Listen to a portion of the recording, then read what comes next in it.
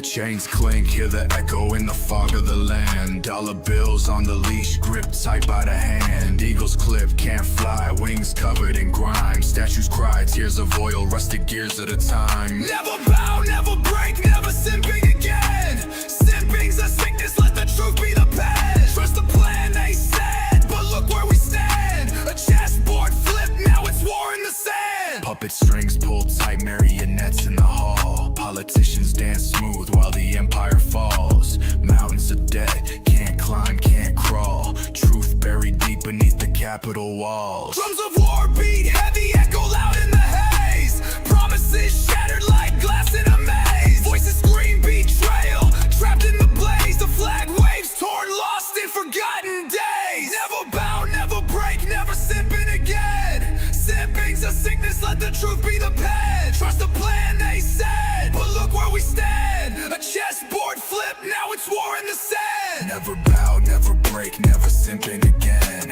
Simping's a sickness, let the truth be the pen. Trust the plan, they said, but look where we stand. A chessboard flip, now it's war in the sand. Trump card played wrong, now the deck's in their hands. Deal signed in the dark, bleeding out the land. Fist clenched, eyes sharp, time to make a stand. Own our future, no pawn, just a king in demand.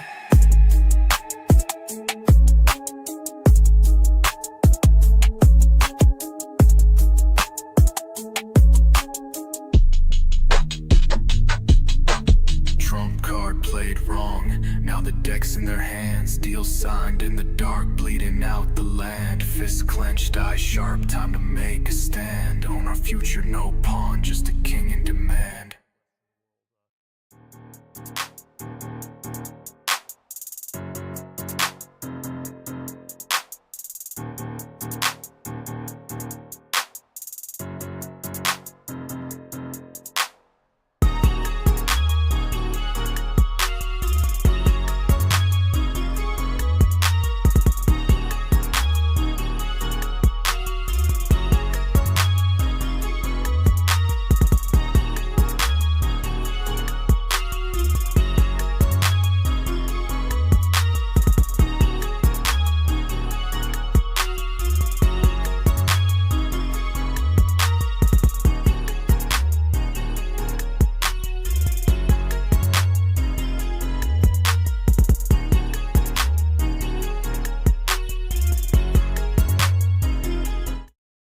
Welcome in to another episode of Offensively Accurate, hosted by yours truly, Atlas Thug. Appreciate all the new subscribers coming in. It's been awesome. To have another video take off, seeing it rip, it's been fantastic. I love it. Good seeing you guys in here as well. There's been a lot of things that I've obviously not talked about since the last live stream that we had. We're going to explore some of those topics, and it's probably going to be a very a ragey show, if you will. Now, I'm not going to crash out.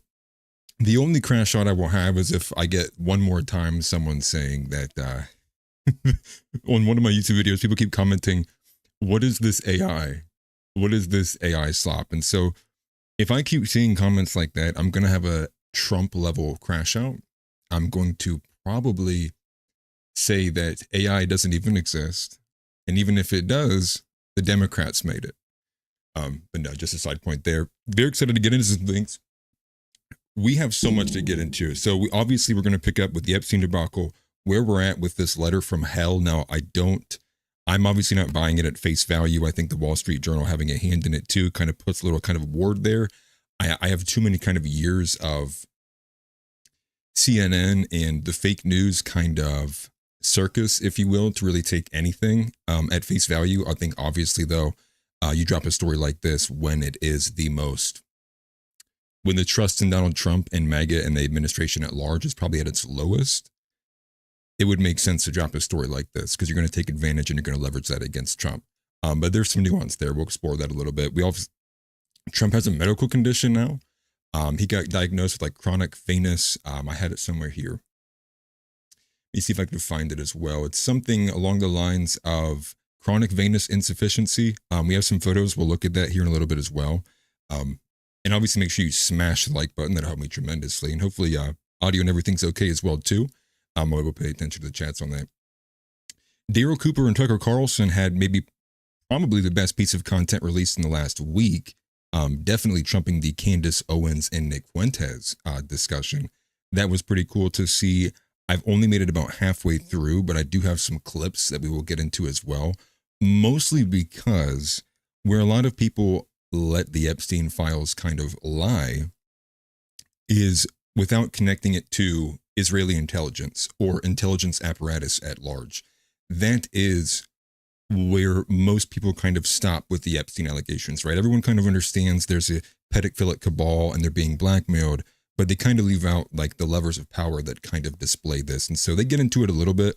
And I think the best part of what they do talk about in there is the fact that obviously like the CIA, MI6, Mossad, all these different intelligence agencies are actually kind of, they've merged into one thing. They're like one large kind of organization, that's major network, if you will.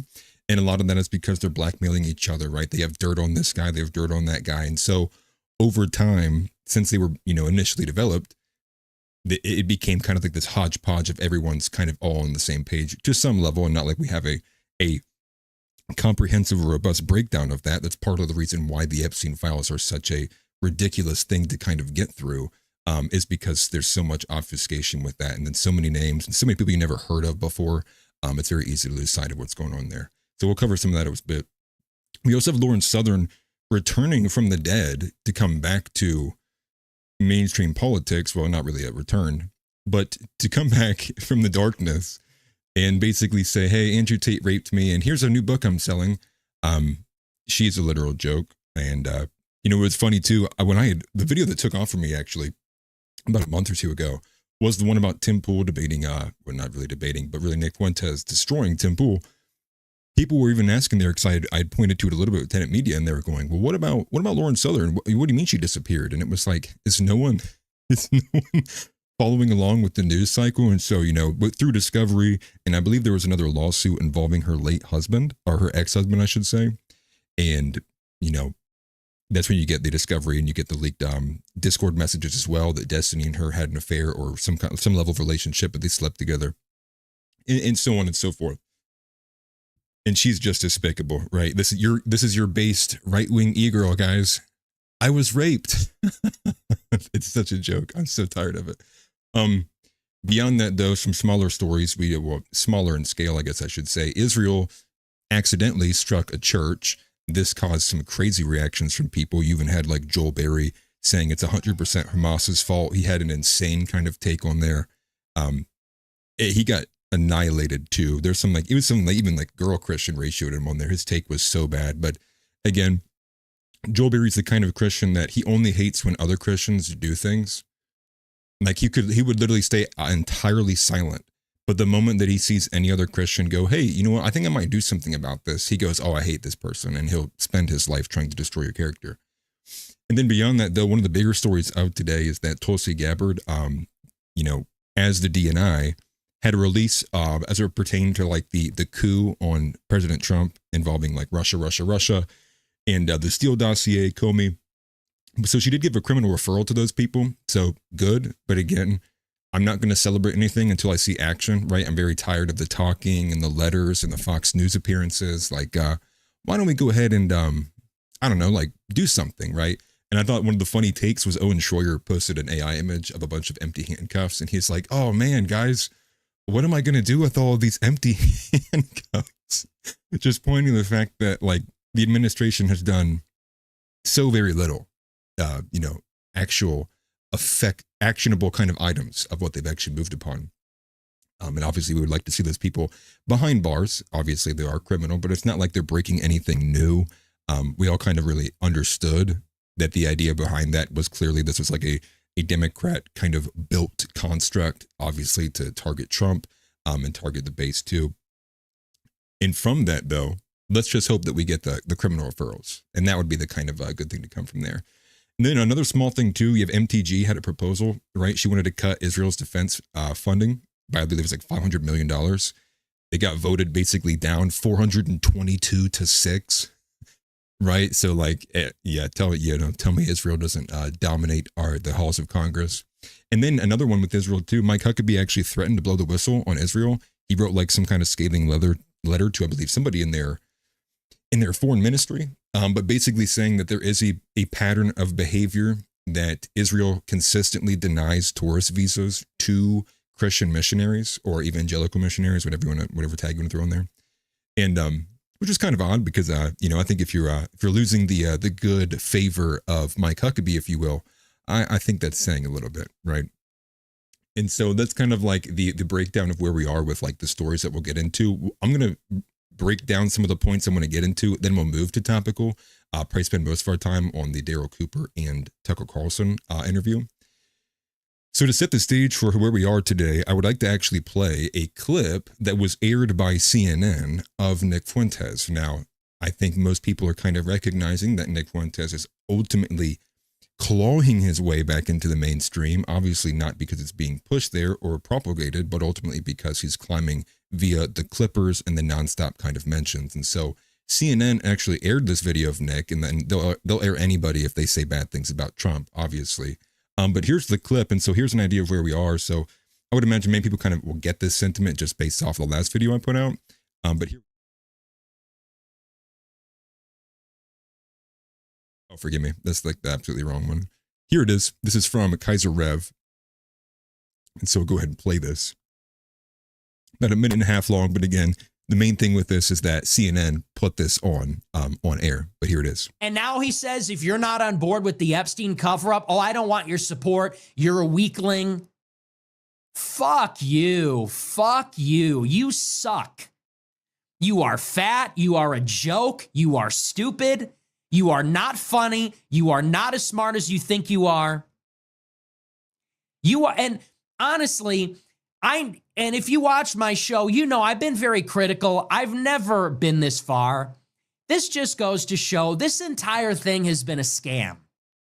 When we look back on the history of populism in America, we are going to look back on the MAGA movement as the biggest scam in American history.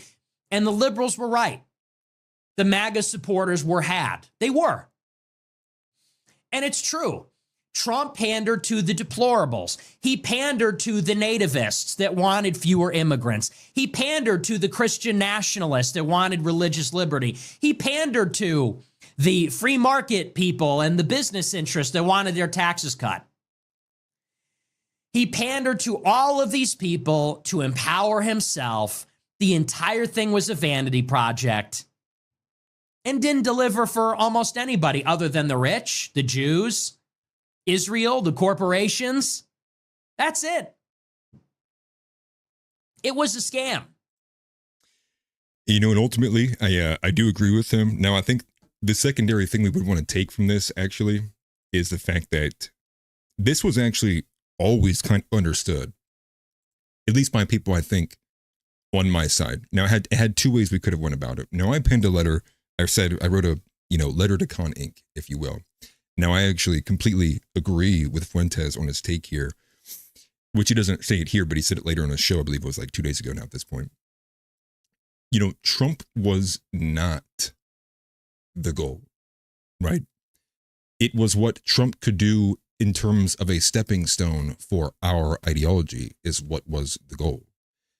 So, in short, Donald Trump was required as the Molotov cocktail to loosen the parameters that we needed to be loosened in order for the Overton window to move rightward for the first time in God knows how long.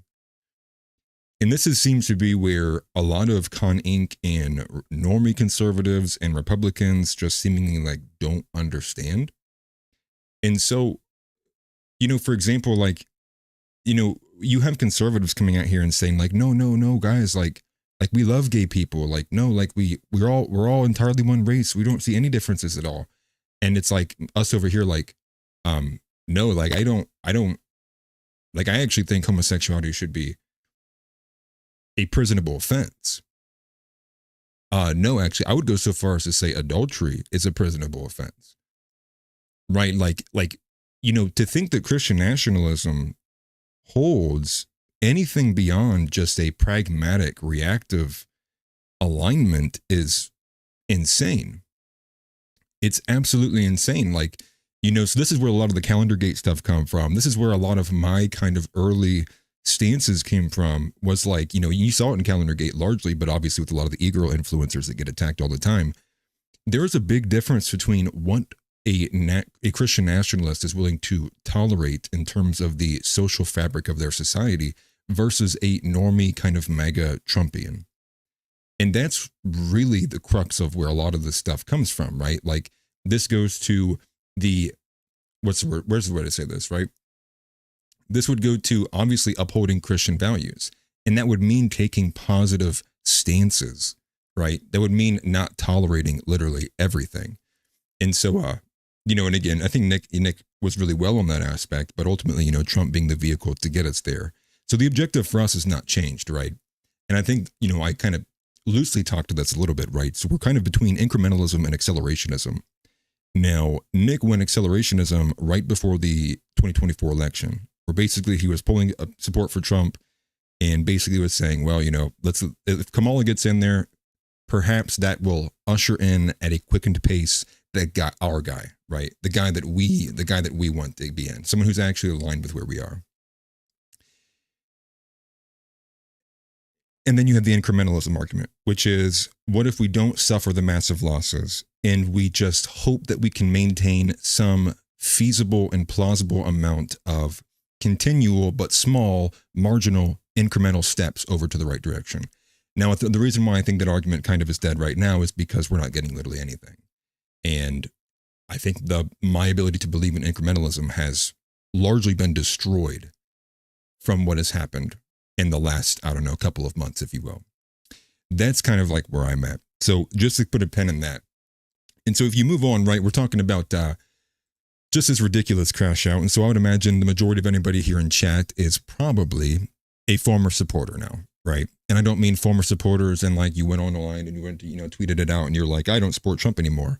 But in terms of what Donald Trump said in his Truth Social, which was, if you cared about the Epstein files, or you're falling for any of this, you're a past supporter, and ultimately he's writing, he doesn't want your support anymore. I would imagine most people probably fall into that ground. And again, the optics are so miserable. And you got to think too, on that end, how much of his personal health is actually kind of affecting him in going into this. And so beyond there, though,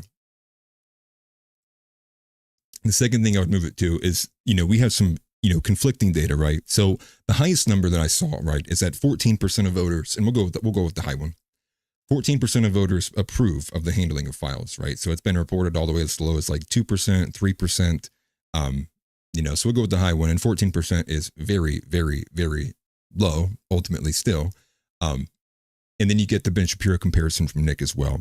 And I think that speaks to who is actually backing Trump right now. It is a lot of the QAnon people who have spun themselves into some insane level of delusion, where ultimately they believe that they're on 89D chess now at this point, which I ultimately like. I just find it cringe, honestly.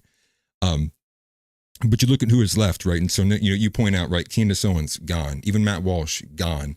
Tucker Carlson, gone. Alex Jones on the fence. I don't know. He's odd. He's kind of back and forth a little bit, to be quite honest. Schroyer, gone. The majority of the InfoWars hosts, gone, right? Like everyone, all these major kind of players are kind of disappearing. But where's Ben Shapiro? Right at the right hand of Donald Trump. He's right there. A massive thumbs up. And I think that speaks to the fact, again, going back to where Ben Shapiro was when I was the most behind Donald Trump in 2016. Ben Shapiro was entirely an anti-Trumper, right? Or never-Trumper, I think it's a more correct term. And the joke was hilarious. I think that was the funniest part was when he was going, if Trump has 1 million supporters, Ben Shapiro is one of them. If he has 100 supporters, Ben Shapiro is one of them. If he has one supporter, his name is Ben Shapiro. And I thought that stuff was hilarious. And the reality is too, and again, this goes to all things as well. And so I think the main point to be made here is ultimately that I read the chat, forgive me. What's up, Marcus? The Epstein list obviously is the straw that has broken the camel's back. But I think it's also a culmination of everything that led up to that, to get us to this point. So not only you have that, obviously the phase one binders, that was a very poor very poor PR stunt. But you also have the big, beautiful bill, all the controversy there. You have the Elon Musk kind of fallout. You have the striking Iran. You have the seemingly the 180 on Ukraine now. And the Epstein list, I think, is ultimately, it was like, that is the one where it was like, okay, I was willing to accept all of the spin everyone was giving me on everything else, right? Like Charlie Kirk can spin on it, Laura Loomer can spin on it. People could get, they could get that kind of stuff broken down for them in a way that they could hang on to it and say, okay, I really don't understand it, but like, I guess. The Epstein file, no, there's not a chance. No one is willing to sit there and take the explanations of these things. And we'll get to it a little bit, so I'll save my take for it, because I do think Daryl Cooper had a fantastic take on just the reason why no one's willing to accept excuses on that end. And so I'll kind of put a pause there. I will go back to some of the chats here because I want to see what you guys are saying. And we'll kind of move on to a secondary story. But I did see a super chat in there. Thank you very much. Let me just actually scroll all the way up to the top here. Here. The Pujanger says, I'm skeptical of this alleged letter to Epstein. Trump is 100% covering up for pedophiles and Israeli intelligence, but this letter seems sketch. But I could be wrong. I'm right there with you. I think one of the first things that people pointed out was the fact that the writing itself doesn't really match up. There's not a big history of Donald Trump really drawing anything or having that kind of signatory. But even beyond that, right, the discourse between them in the letter is very effeminate. Now, right, this was also from I believe 2003, so maybe Trump did speak a little bit more like that far ago or that long ago. But again, I'm just very hesitant to accept it at all, just because we know how these people operate. But again, truth be told, you don't need that to still go exactly what you had said, which is he's clearly still trying to cover up what is occurring right now. And so if we move on from there, let's go to another chat here. Let's see here. Datter AF Danevang says, greetings. Those types claiming Hooray Maaz is responsible for the bombing of churches are shills or retards. I can't even say it how they say it. That blew me away with the Joel Berry take there. I even find one of my more popular tweets in the last month was just me taking a screenshot of one of the people responding to him in the chat. It's unbearable. Joel Berry he is my least favorite person on the platform. And I can't bring myself to block these people because I want to know what the opposition is saying. I feel like blocking and muting people just kind of blinds you to a little bit. They suck to listen to, right? It kind of makes you angry and it gets annoying, but you don't want to blind yourself to it ultimately. I also see Victor in here. Victor says, hi, new subscribed. I appreciate that very much, brother. Thank you. Definitely join the Discord if you would like to get a little bit more hands-on into the community. People would love to have you in there. It does get a little bit heated at times, obviously, because we're a lot of Christians from a lot of different sects. But again, we are all brothers at the end of the day. Donnie Brooks says, don't be a fucking dork. Like the video.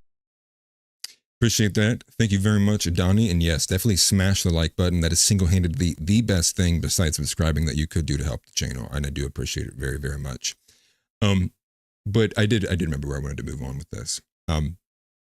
So that was obviously mentioned by Nick. But Glenn Beck actually did a small 9-10 minute piece on what his theories were.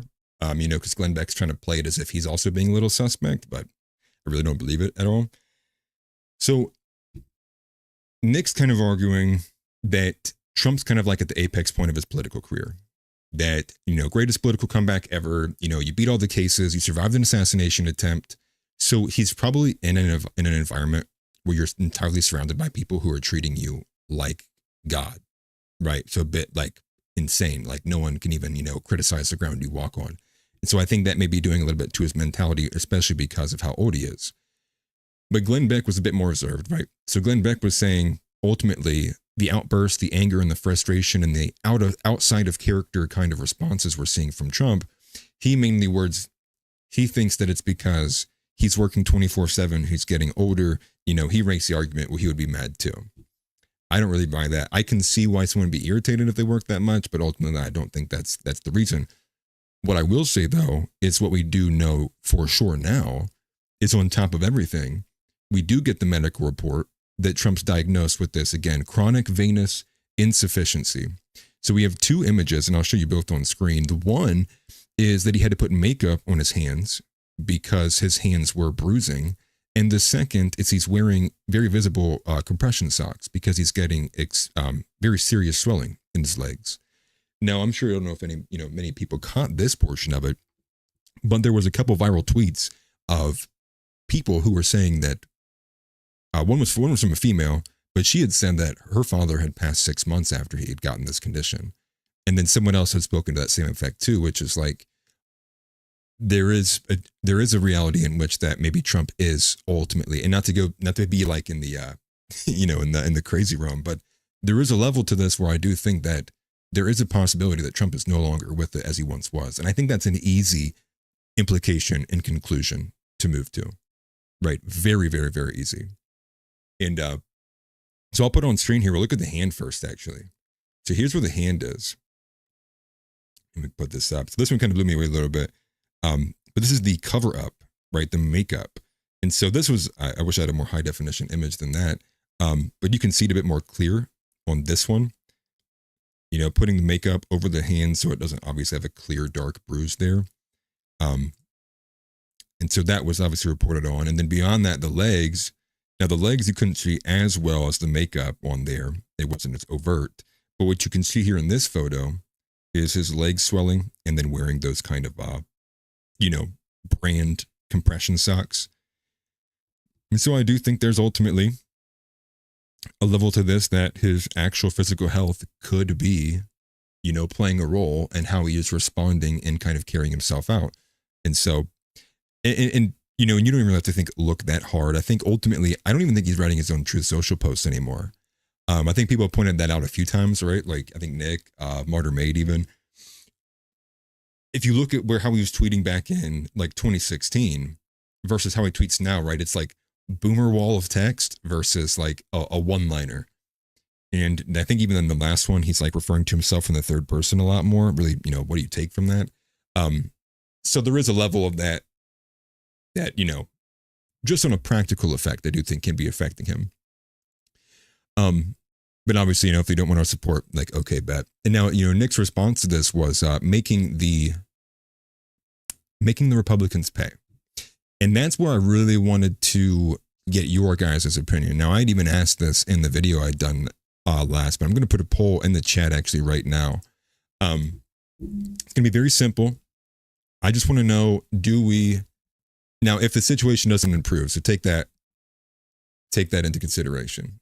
Do we make Republicans pay in the midterm?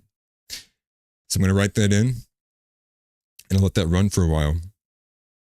We'll see if I get some, insane loyalists in here who freak out about just seeing a slight bit of disagreement. That's why I penned the letter too. It's very, I'm losing my patience with dealing with people who don't even have 100 IQ, let alone 85. Like 100 IQ is now getting to be the bare minimum to even speak to people. And that's not to be rude to people who obviously don't, might have any conditions, but I can't do it sometimes, to be honest with you. Like, who wants to crash out all day? And this is one of the last things I wanted to actually kind of move to, ultimately, before getting into more of the topical stuff, is all of the people who are pushing this, and I hate to use this word 100 times, the dialectic that somehow, and Nick did a great job highlighting this, that somehow there is some physic at play, that if we continue to ask for the Epstein files, that the mass deportations begin to dissipate. And so that's what you're seeing from a lot of the John Goyles, right? A lot of the captive dreamers, right? Which is, guys, stop talking about the Epstein files so we can get mass deportations. And, Nick kind of nailed it. Try to one up Nick on something like this is hard, but ultimately it's like, we are not getting mass deportations, right? Like practically the numbers aren't there. And so I believe what was the last month, we only deported around 14,000 individuals. I mean, it's not good enough. I mean, I'm sorry, it's not good enough. So to act like we're not going to get mass deportations that already aren't happening because we're talking about the Epstein files that we're not getting is just the most I mean, like, I want to know who these people are. Like, who is these people in these audiences? Because, like, I want them to subscribe to me. They'll believe anything. I make my job easy, bro. I can see whatever the fuck I want. I want those people to subscribe to me. And you know, I think Nick even worded it like, right, like it's this rain dance. It's this, you know, don't talk about Epstein files and magically poof, mass deportations will appear, guys. All of a sudden, H-1Bs just will burn up. It's magical, actually. And you know, whoever buys that, you know, I apologies to your children. And then, but meanwhile, we have all these reports from Iran. Iran deported what was like it's like 1.4 million Afghans since January, and they're just using commercial buses to do so. And not only do we have a military that's bigger than theirs, our ICE budget is bigger than their militaries. So at the end of the day, this has always been what I believe it to be, which is a literal lack of actual desire to carry out mass deportations.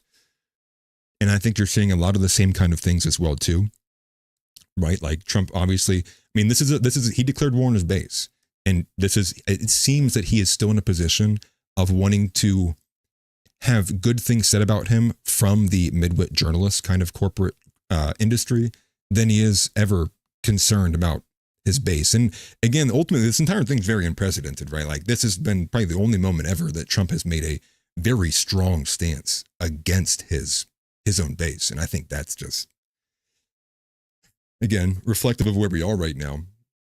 And so, you know, and the thing is, you know, $20 billion to Israel, boom, got it. Nobody wanted it. None of us wanted that, but here it is anyways. And, you know, drop a bomb on Iran. Nobody wanted that, but here it is anyways. The majority of everybody in all of America want deportations. Well, here's every excuse in the book, like why we don't have them yet, and like why we have to do this and this and this, and I mean, the game is obvious to anyone who's willing to pay attention to it. Now I've said multiple times, and I'll say it again: we're not going to vote our way out of this. You know, no, take that for what you will, right? But ultimately, the two-party system, this is it. This is as far as the two-party as you can actually affect change inside the two-party system. This is as far as you can go. If Donald Trump was the greatest president in everyone's lifetime and possibly the greatest president in the last 100 years, and this is as far as where we can go with him, but the system's a fucking joke.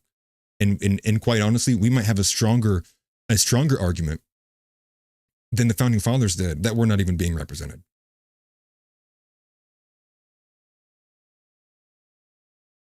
I mean, and so, and take that from what you will, man. I hesitate because obviously I know how YouTube and other places feel like that. So I'm not going to sit here and start screaming, you know. I'll leave it there. But that's just kind of like where we are. And so I think when you pair that kind of the youth spirit, that kindred spirit of the youth, right, the 18 to 24, and even a little bit younger and a little bit older, obviously coming a lot closer together in alignment with where they are, and their disbelief in the system as a whole, their distrust in the system as a whole, this is where we are. And ultimately, I see so much of this as they really know, like, people are not going to put up with this, and they're just kicking the can down the road.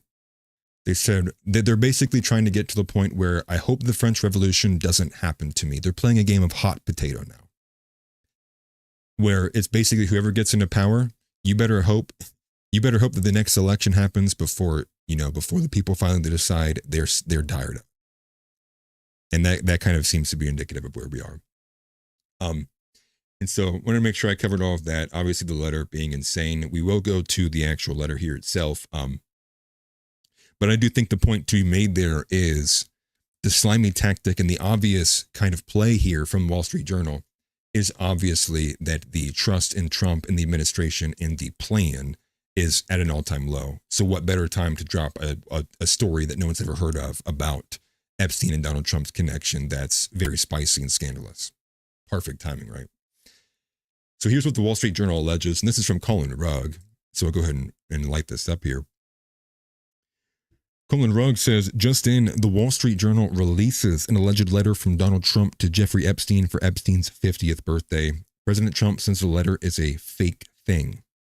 says he's going to sue the outlet. And so he says that this letter is not even from him. So I'll go to someone's actually on screen here. And so obviously it was a happy birthday letter. They're honing in on the signatory at the very back end. At the end of the letter, it says, may every day be another wonderful secret. But let's see if we can get the dialogue here. This is the part that most people just are not accepting. And so here is the dialogue, and it starts right here where it says, Donald, yes, there is, but I won't tell you what it is. Because there's like a little voice over here. Jeffrey responds, nor will I, since I also know what it is. Donald responds, we have certain things in common, Jeffrey. Jeffrey says, yes, we do, come to think of it. And so, I mean, like, just on its surface, it's like, this is not believable. It doesn't sound like Donald Trump. Now, I will say, have you noticed that portion from Donald, the saying the name at the end from Donald? And I think that was only two things I noticed. That did kind of come off a little bit like Trump, because those are kind of very similar speech patterns that he does have. But again, I'm not buying it. I'm really not buying it. And that is the letter from hell, right? And so they're alleging that. And again, to go back down here, Donald Trump's statement in his response to this is he says that it's not him. It is a fake thing.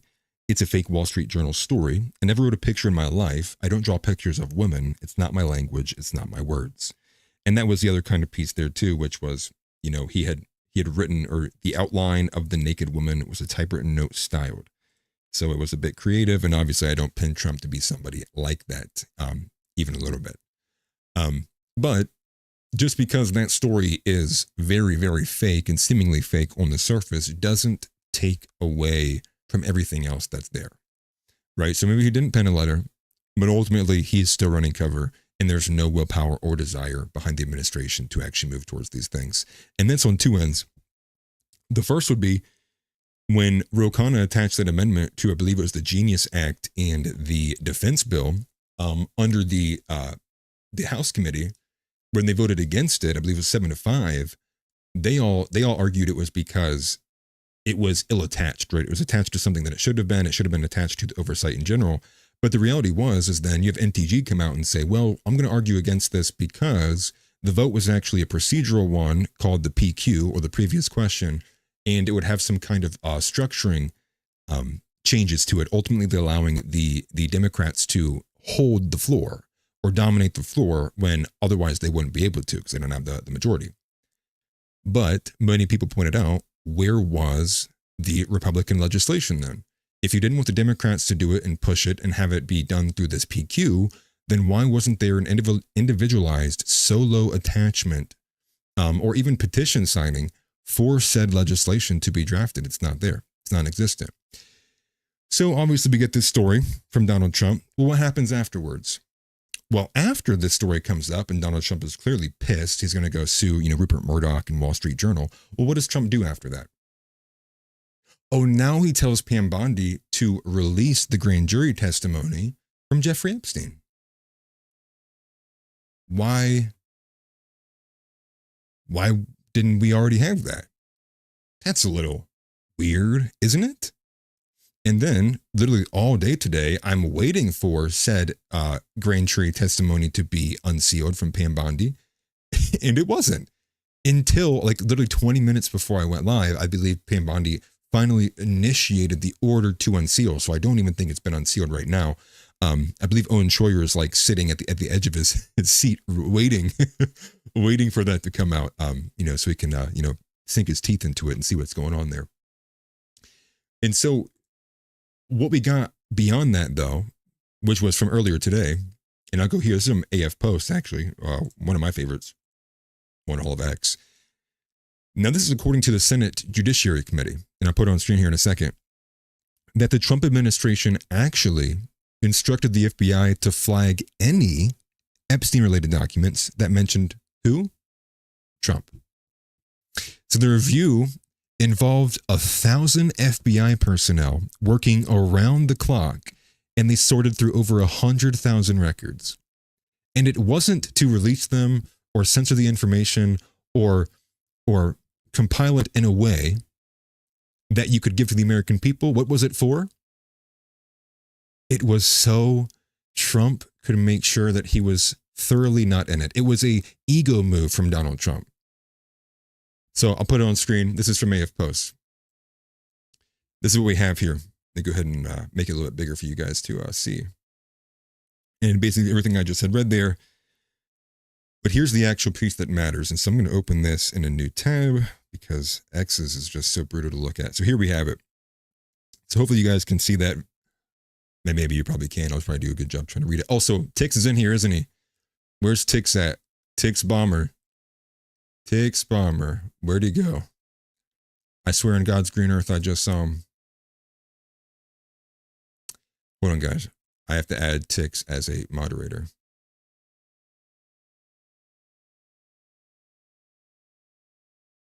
One second, guys. Okay, there we go. All right, sorry. I had to make sure I made Tix moderator. Welcome, everybody, to your also brand new moderator, Tix Bomber. I'm just going to read this. I'll try to read it quickly.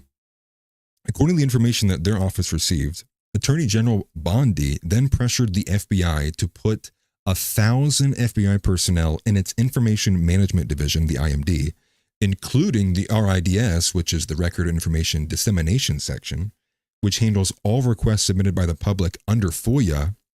So they use the people. So get this. They use the people who are meant to disseminate information when they get FOIA requests to be the ones that flag it to see if there's any kind of mentions of Donald Trump. And we didn't get the files. All that Trump got, it was Trump got, he got the, he was at least made aware of how many times he's in the files, or like he was told, what they say about him in the files. But that's not what I voted for. I didn't vote for Donald Trump to have an idea of what the files said about him.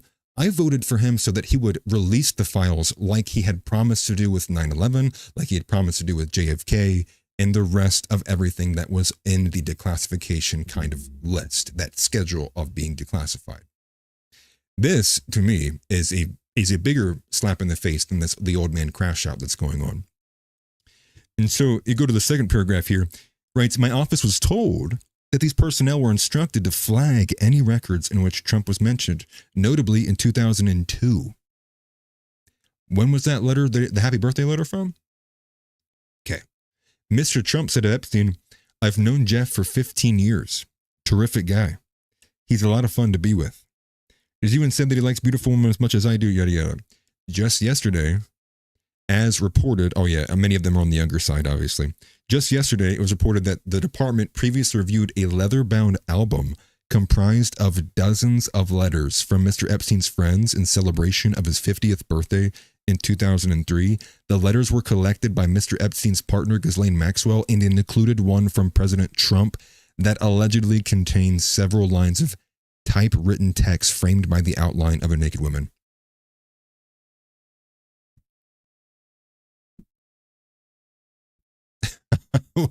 What's going on? What the fuck is going on?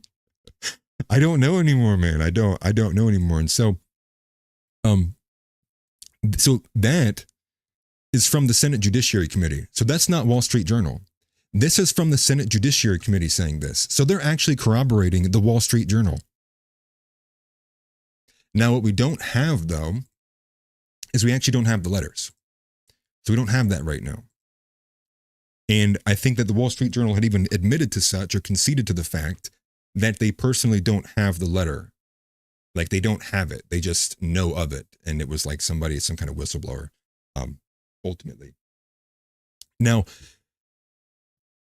to me, that is enough to put me back into the, I don't know, I need to see more. I'm not going to sit here and accept it as truth. I'm not going to sit here and say and outright deny it just because it's the Wall Street Journal and it's, it's the industry of the deplorable journalist. But when the Senate Judiciary Committee right here is corroborating the story with the same dates on the same exact birthday, like, I don't know, what do you make of that? I don't know. And so, they have all of this, right? And then we don't get a list, right? And then you get these kind of arguments that, some of the arguments was there's just too much CP in this, they don't have to go through the length of like releasing all of it. And it's like, well, Trump was clearly willing to use thousands of FBI personnel just to clear his name. who gives a fuck about transparency, apparently. And forgive the cursing. I'm trying to get better about that. So I just wanted to bring the attention there. And ultimately, that's kind of as far as I have read into it. But I did find it a little aggressive that we had the corroboration from the Judiciary Committee. And ultimately, let me see if I can find the exact time when that was released, because that was only a few hours ago. So it's not been community noted by any means. That was from 3:30 today. So that information's been out for about 3 hours from the Senate Judiciary Committee, at least on X, that's been being viewed and looked at. And then from there, I would actually like to move into the Tucker and the Daryl Cooper interview, because, again, I do think what's left out pretty unfortunately is the fact that there is a connection to intelligence with Epstein. Now, outright denied by, I believe, former Prime Minister of Israel and or former head of the Mossad, I think. I can't remember who he actually was. I think it's Benjamin Stitley or something like that. He comes out right and says he was not even a part of the Mossad. But does that mean like he wasn't a explicit agent of a Mossad? Was he like some kind of like actual other kind of asset, in some kind of unique way? Was he everyone's asset, right? Was he just an intelligence asset in general, right? Who did work for MI6, the CIA, Mossad, insert any other kind of intelligence agency apparatus there. And so where we'll move here from is one thing I want to kind of get out into the public purview is why Epstein fled to Israel. We'll get to then the admission of Epstein belonging to intelligence. Then we'll move to the aspect that's not being explored at all, which is the money laundering aspect and the Les Wexner aspect side of the story. And then we'll move on to Daryl Cooper's kind of overall final take of why the American public is having this reaction to the Epstein kind of debacle. And so just to give you an idea, so 4 clips are only about like 2 minutes long, but that is where we are going to go. And so you put it on screen so you look at my nice grayscale Google screen. So this is where we have it. This is from Shadow of Ezra. The other 2 are from Tucker Carlson Network, and I don't know who the last one's from. But again, this one is about Epstein fleeing to Israel, right? So what many people don't really understand is the lack of extradition from Israel, right? Even pedophiles do not get extradited out of Israel. So here is Daryl Cooper explaining a little bit on that. And I will say, again, obviously after you watch Offensively Accurate, check out this interview if you have not already. Watch it start to finish. And so with that, go ahead and play this first clip. Here we go. Before Jeffrey Epstein was sentenced, for whatever reason, you have this billionaire who's just the definition of a flight risk. They don't take his passport away. And before he's sentenced, he flees the country, goes to Israel, stays there for several months, moved all his money offshore by this point.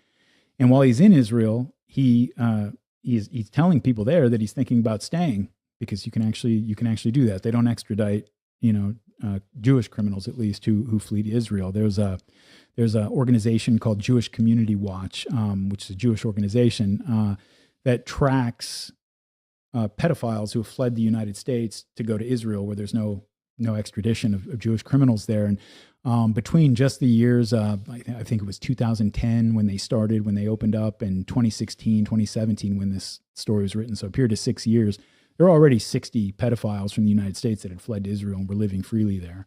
Some of them had reoffended there and got thrown in Israeli jails. But so this is a thing, and Jeffrey Epstein was over there. Why doesn't the U.S. government demand the government of Israel send them back? I mean, you've been self-employed for a while, but when you weren't, was it your habit to go to your boss and make demands of them on a regular basis? I don't know. I mean, since when do we ever make demands on Israel? And that's the key part, right? So this is really where, Daryl Cooper did a fantastic job, but that is, and see you, World, and that is the correct framing, right? When have you ever been in a position when you're at work that you demanded something of your boss?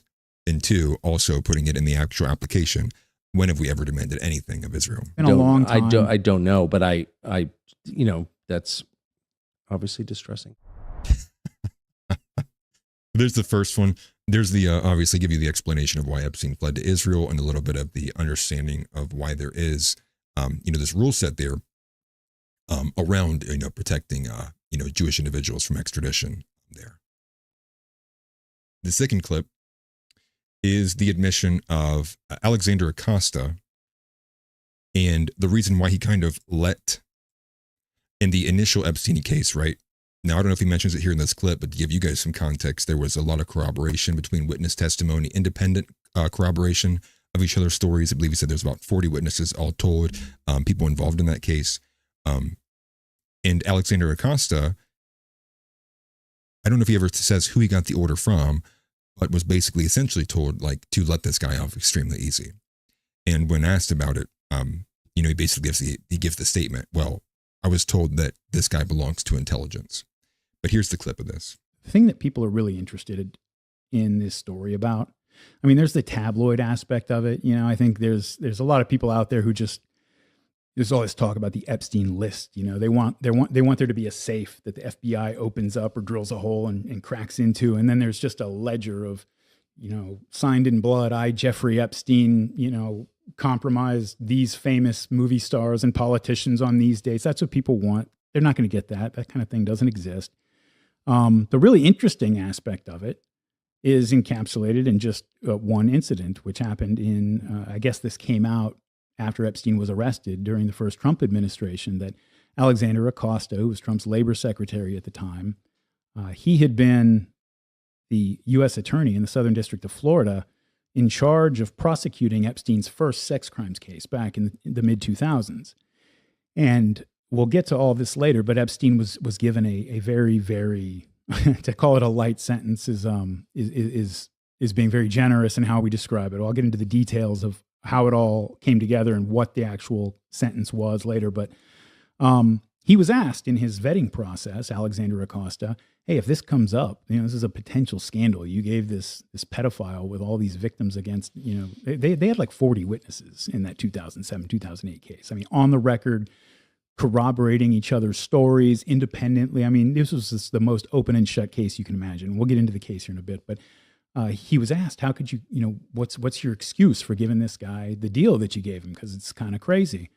And he said, well, I was told that Epstein belonged to intelligence and to leave it alone. Now, that is around, if you want to know explicitly where that section is at, I believe it's around the 18-minute mark, about the 18.5-minute mark. And from there, it's kind of broken up throughout the interview. So obviously I didn't want to just play consistent clips of this, but, obviously Tucker's allowed on YouTube. So I know I have less of a qualm with it than I do with somebody who's not allowed to be on there. But that's the connection, right? So the connection of, and the linchpin that makes this case go from just a extremely nefarious, evil kind of, Kabbalistic thing happening of just our elites to this actually has ties geopolitically and involves the globe. And so when you look at it from that framing, you actually now have to ring in interests that are not entirely American. And then you do now have to entertain this idea that, quite possibly, what of my belief, right? Which is, was there kind of a Cold War style war between the CIA and the Mossad at some point in the early 30s, 40s, and 50s? And did the CIA ultimately lose that information war to Mossad? And has Mossad basically from then climbed its way into our intelligence agencies at the highest levels and have basically kind of, they are the parasite, right? We are the host and they are the parasite. And that's kind of the belief that where I think that it goes from, in most people's eyes, this American major problem, amongst celebrities and kind of that Weinstein angle, to the global angle of this is the foundation of everything of the Western liberal world order is on the back of this. And, and ultimately we'll get to where he has his take next, but I want to get to the money laundering aspect of it. And most importantly too, because I am, don't dox me, but I am from Ohio. And what people don't know is that Les Wexner is a major donor of a lot of materials from Ohio State University and a lot of things that are present in the Columbus city area. So this guy's name was plastered everywhere. So I knew about Wexner before I even knew about Epstein. Just to throw that in there as well. But here's the money laundering aspect, and Epstein's role in that. So it's about 2 minutes long, and we'll go ahead and let this rip, and then we have one more, and we'll get into that too. But here's this one, and I'll go ahead and put it on screen first. Here it is. You have to ask, what is it that a guy like Douglas Leese would be? What interest would he have in a guy like Jeffrey Epstein? Even if he was a money man of some kind, presumably a guy like that can have any money man he wants. Why does he need a guy like Jeffrey Epstein?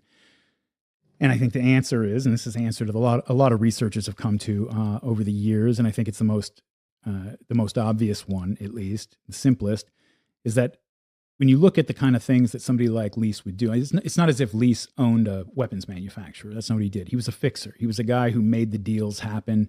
He made sure the right people got paid off, and that everything was kind of smoothed over so that these things would go through. He was mentioned, for example, in the UK Parliament in the 1980s in reference to the El Yamama weapons deal with Saudi Arabia, which is the biggest weapons deal in UK history, I think, to this day.